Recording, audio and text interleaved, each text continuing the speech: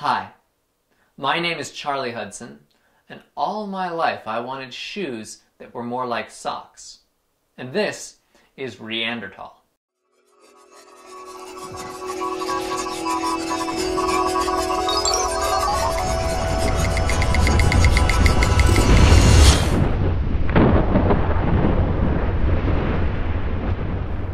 What I've got for you today is a review of a pair of Xero sandals that came as a kit from Invisible Shoes. This review was shot as part of a larger review of Barefoot shoes, shoes that I took with me on a canoe trip, but I decided to split the video into segments to keep things shorter.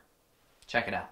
This morning I'm going to try to put together my 4mm kit, Xero kit from Invisible Shoes, which is soon to be Xero Shoes, if you can see that logo there. So I'm going to get started. You're supposed to leave a little extra room on the inside, especially because apparently your feet tend to slip to the inside when you run.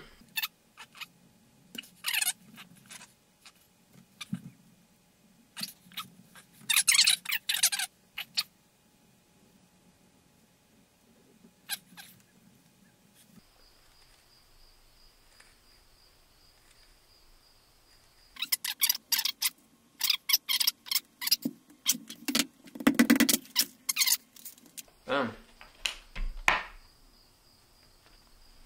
There we go. Toe hole.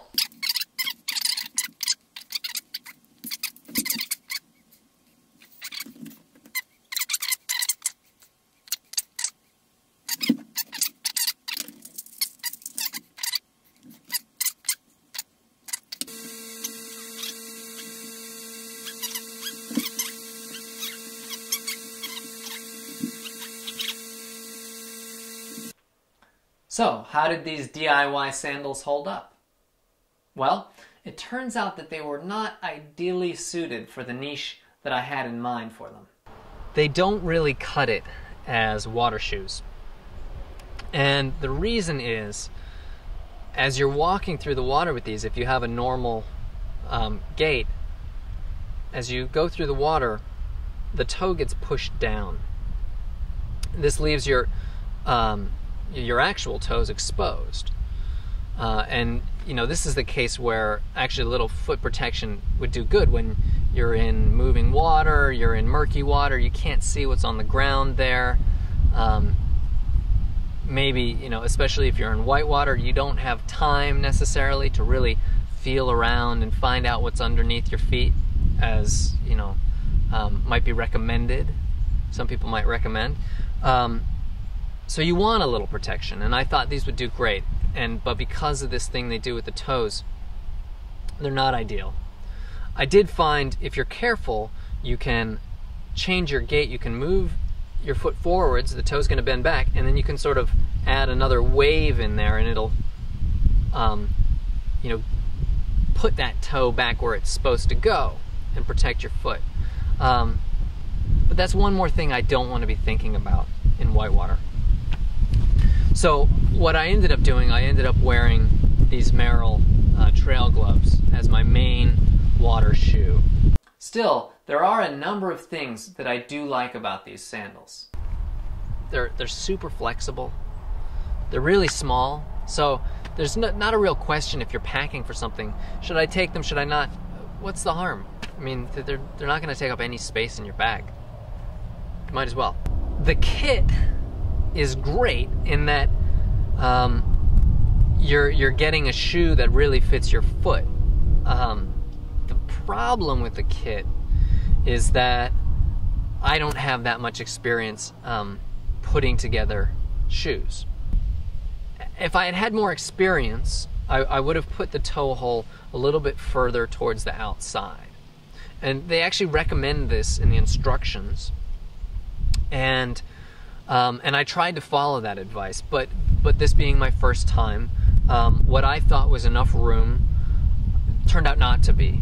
Your feet really tend to, at least mine, tend to slip this way in the shoe, in the sandal. So it would have been helpful for me to put this even further this way. And I believe, did I trim off? I think I did trim off some of this. So it would have been helpful to put this a little farther over and give me some more room on the inside. I wish I had done that.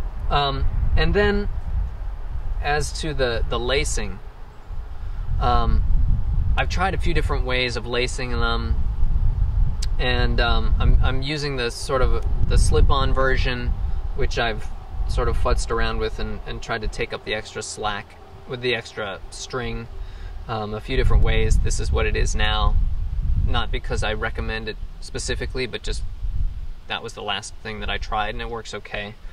The cords are not super comfortable. I would love to see some footwear with a sole like this, but with straps, you know, like a Tiva or like Chacos. Something that really had a soft nylon strap that would spread out that pressure. And then the other reason that the Huarache have not really replaced my flip-flops to this point is that even though, I mean, I've got the slip-on tying, they're pretty quick to put on, except when this string gets all confused.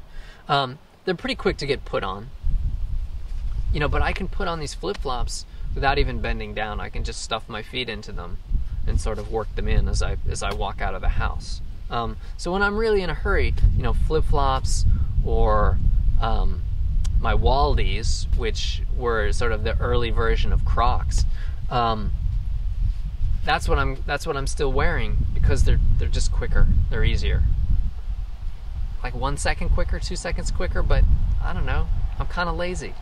Definitely a very barefoot feel. They're pretty comfortable. I would have liked strappier straps. Something a little bit flatter and a little bit more comfortable would have been ideal.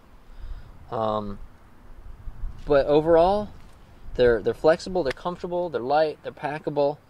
I'm pretty happy with them, and we'll see how much I wear them come spring. I think the season for Huarache is sort of over here in Maine, but we'll see.